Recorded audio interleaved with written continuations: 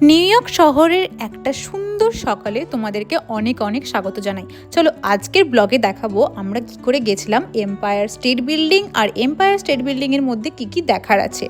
প্রথমেই বলে রাখি, এম্পায়ার স্টেট বিল্ডিংটা হলো নিউ ইয়র্কের ইতিহাসের অন্যতম একটা অঙ্গ। এটা পুরোপুরিভাবে 102 তলা অবধি বিস্তৃত, কিন্তু এইখানে আমরা গিয়েছিলাম 86 তলা এবং 102 তলা দুটোই। তো পুরোটাই কভার করব, জাস্ট স্টে টিউনড।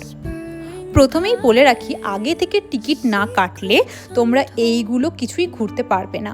তো প্রথমে আমরা টিকিট কেটেই আগে চলে গেছিলাম ভেতরটাও ঠিক মিউজিয়ামের মতো, যেই মিউজিয়ামের মধ্যে রয়েছে বিভিন্ন ধরনের ইতিহাস, কী করে এটা তৈরি হলো। এখন যেটা দেখতে পাচ্ছ সেটা হলো লিফট। হ্যাঁ, আমরা যাচ্ছি 86 ফ্লোরে।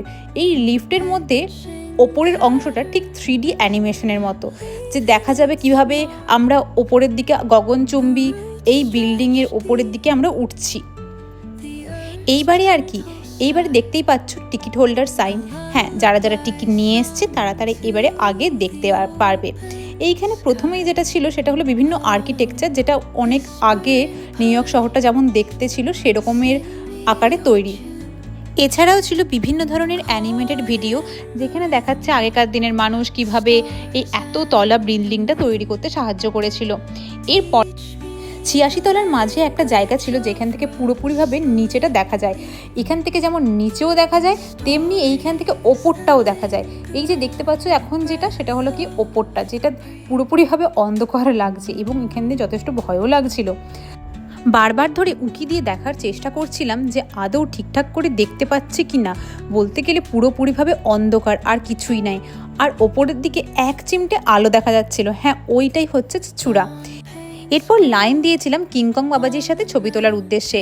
হ্যাঁ, সেই কিংকং মুভিতে যেমন কিংকং বাবাজি এম্পায়ার স্টেট বিল্ডিংয়ে উঠে যুদ্ধবিমানগুলোর সাথে লড়ছিল, ঠিক সেই কিংকংয়ের সাথে এখানে একটা জানলার মাধ্যমে একটা কৃত্রিম পর্দা তৈরি করা হয়েছে, যেখানের মাধ্যমে ওই কিংকংয়ের সাথে তুমি ছবি তুলতে পারবে। তো এই জিনিসটা বেশ ভালোও লাগছিল। অনেক বাচ্চা ছিল যারা এই জিনিসটাকে খুব এনজয় করছিল। এরপরে আমরা ডাইরেক্টলি চলে গেছিলাম 86 তলা, কিন্তু এখানে সামনেই ছিল আইসক্রিম পার্লার। তাই 86 তলাতে উঠে আইসক্রিম খাবো না, এটা কি হতে পারে? কখনোই নয়। আইসক্রিম খেতে খেতে নিউ ইয়র্কে গোটা শহরটার ভিউ নেওয়ার যে কি আনন্দ, সেটা না দেখলে বুঝতে পারবে না। একই সাথে সেন্ট্রাল পার্ক, ব্রুকলিন ব্রিজ এবং স্ট্যাচু অফ লিবার্টি দেখা যায় এখান থেকে।